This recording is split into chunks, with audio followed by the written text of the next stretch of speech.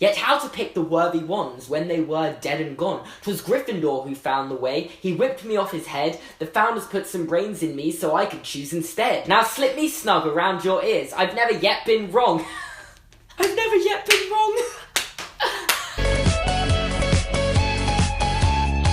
Hello there! How you doing? For any muggles watching at Hogwarts School of Witchcraft and Wizardry, you're sorted into houses dependent on your personality. If you're brave, adventurous and daring, you'll be sorted into Gryffindor. If you're smart, wise and curious, you'll be sorted into Ravenclaw. If you're loyal, hardworking and a fair player, you'll be sorted into Hufflepuff. And if you're cunning, prideful and ambitious, you'll be sorted into Slytherin. But to say the sorting hat never got it wrong, or never sorted someone into the wrong house, well, I think the first name that comes to mind when you talk about someone the sorting hat got wrong is Peter Pettigrew. Because the main characteristics of a Gryffindor are a brave, courageous person, and he was literally a coward who ratted out his friends and got them killed. Ratted out his friends?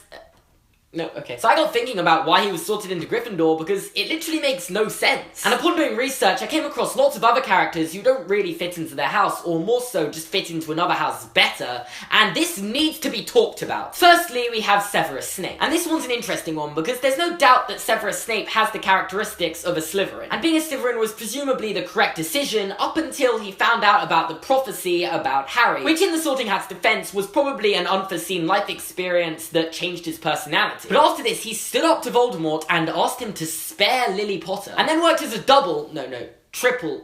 quadruple agent for the rest of his life, requiring immense bravery, and Dumbledore himself even says, you know, I sometimes think we sort too soon. And I think this is Dumbledore acknowledging that Snape's life could have turned out so much better had the circumstances been slightly different. Slytherin! And Dumbledore realised how sealing someone's fate at the age of 11 is so unfair when it turns out badly, because it must be so easy for someone to turn to dark magic because of peer pressure, especially for those in Slytherin who are told by their peers all about blood superiority. Like, I have immense respect for any Slytherins who don't turn to dark magic. Sometimes I forget this isn't real. It is real. It is real. It is real. Another character I think they sorted wrong, who isn't really developed much in the movies, is Percy Weasley. For those of you who've only seen the movies, let me fill you in. He put ambition over everything. He wanted to succeed in his job and rise in the ministry so much that he sacrificed his family for it. He was definitely determined and resourceful, and I personally think he'd have made a much better fit for Slytherin. I know he did show bravery and came back at the end, so he did have the Gryffindor qualities, but personally, I felt he was a better fit for Slytherin. Hermione and Neville are also two characters who people felt fit better into Ravenclaw and Hufflepuff, respectively. But despite this, both do show immense bravery throughout the series, showing they do have the Gryffindor qualities. I personally don't think they're in the wrong house, but I'll get back to them later because they fit into more than one house, and there are actually quite a lot of people like this. Yeah,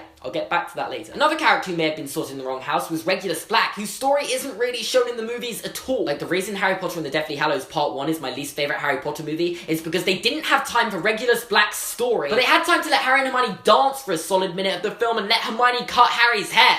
Like, why didn't they have time for Regulus' story? Rant over. Long story short, Regulus showed immense bravery and more selflessness than basically any other character in the series, no exaggeration. Which are definitely more Gryffindor characteristics than Slytherin, but then on the other hand he did become a Death Eater, so I guess it works either way. And then finally, of course, there's Peter Pettigrew, who I think is just so obviously sorted into the wrong house. But the thing is with Wormtail is that he doesn't really fit into any of the houses. He isn't brave, ambitious, loyal, or intelligent. Similarly to the likes of Crabbe, Goyle, and even Gilderoy Lockhart, their characters are meant to be a kind of useless waste of space who are there for comic relief or plot convenience. So why are these characters sorted into Gryffindor, Slytherin, and Ravenclaw when they don't have the characteristics for them or any of the houses? Like, how did they even get into the school? Like, seriously, one of my biggest outtakes of the Harry Potter series is that Neville struggles to pass every single year, but there's no mention of Crabbe and Goyle failing. Like, what? Also, anyone who believes that Hufflepuff's the house for leftovers, how come we don't have one of these waste of space characters? Don't you think our house would be full of them? Oh wait, well, according to a Harry Potter theory I saw on the internet today, there will be a link in the description below, it isn't about the characteristics you have, but the characteristics you value most. A child who believes bravery and courage are the most important traits would go to Gryffindor, whereas a child who values intellectualism and love of learning above all else would go to Ravenclaw. The key difference is that a child need not possess the trait, but merely value it. This explains how Draco, completely inept at becoming cunning, but growing up in a family where it's prized, can be sorted into Slytherin, while Hermione, who is an intellectual but wishes to become like her heroes in Gryffindor, can choose to become a Gryffindor. Again, there's a link to this theory in the description, so I highly recommend you check it out. And I feel like this theory is almost just kind of canon because it's one of the main plot points from the Chamber of Secrets. The whole year, Harry is terrified about the prospect that he could be the heir of Slytherin. Now the whole school's gonna think you're his great-great-great-grandson or something. But I'm not.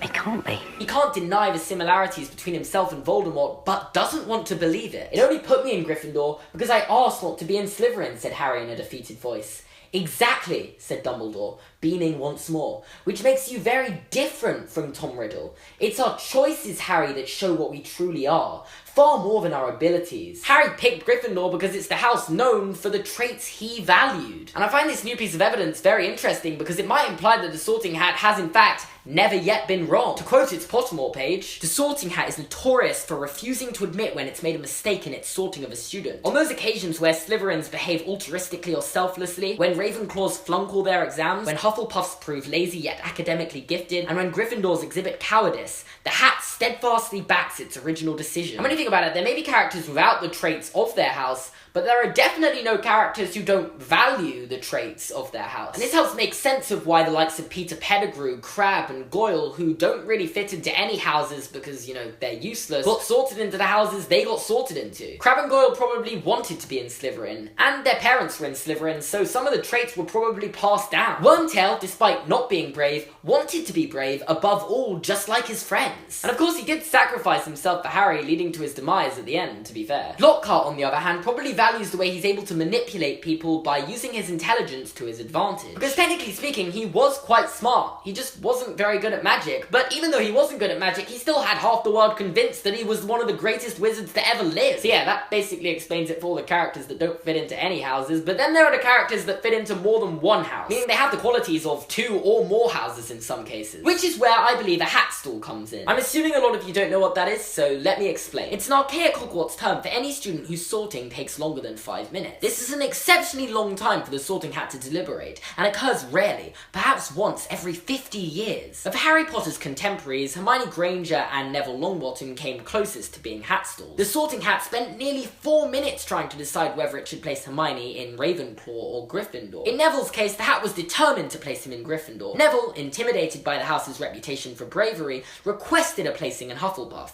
Their silent wrangling resulted in triumph for the Hat. The only true hat stalls known personally to Harry Potter were Minerva McGonagall and Peter Pettigrew. The former caused the Hat to agonise for 5.5 minutes as to whether Minerva ought to go into Ravenclaw or Gryffindor. The latter was placed into Gryffindor after long deliberation between that house and Slytherin. The Sorting Hat, which is infamously stubborn, still refuses to accept that its decision, in the case of the latter, may have been erroneous, citing that the manner in which Pettigrew died as evidence. And to cause the Hat to stutter about which house to put someone in for so long shows that it's a really tough decision. And Hermione and Neville are just 2 of the examples I found that fit into more than one house. There are loads others like Regulus Black, Percy Weasley, Harry Potter, Severus Snape, Minerva McGonagall, obviously, Albus Dumbledore, to name a few. Probably most people have the qualities of 2 or more houses, to be honest. But I think in both these cases, the Hat got it completely right. Hermione, despite being intelligent like a Ravenclaw, definitely had the qualities of bravery like Gryffindor's. Neville was the same despite having the loyal traits of a Hufflepuff. And I believe that in these cases, when someone fits into more than one house, the Sorting Hat decides by which house qualities they value more. Hermione, who is an intellectual but wishes to become like her brave heroes in Gryffindor, and Neville, who is intimidated by his house's reputation for bravery but wishes to be brave like his parents or their friends who are also in the Order of the Phoenix. And then there's Snape, who literally has the qualities to fit into all of the houses other than Hufflepuff. But despite probably wanting to be in Gryffindor because Lily had just been sorted into Gryffindor, he had basically already accepted that he was going to be sorted into Slytherin before he even got to the school. Like, he says to Lily on the Hogwarts Express, "You'd better be in Slytherin." Like, that shows he's already assumed he's going to be put in Slytherin. But unlike Harry, at the age of 11, Snape wouldn't have had the confidence or bravery to tell the Sorting Hat to put him in Gryffindor. It's our choices that show what we truly are, far more than our abilities. Yeah, that's why I believe that the Sorting Hat has never yet been wrong. And if you want to just ignore everything I just said because, you know, you're a hater, J.K. Rowling got asked the question, has the Sorting Hat ever been wrong, in an interview, and simply answered by saying, no. And if this video didn't serve as proof for that, then I've wasted your time. But I hope I did prove to you that the Sorting Hat has in fact never been wrong. Make sure to leave a like, click subscribe, and watch another video by clicking here. Check out my other social medias here and in the description, like, please follow me. Specifically on Twitter, where I literally tweet about Harry Potter and the Sorting Hat, like, why aren't you following me yet? Thanks for watching so much, guys, and I'll see you guys next time.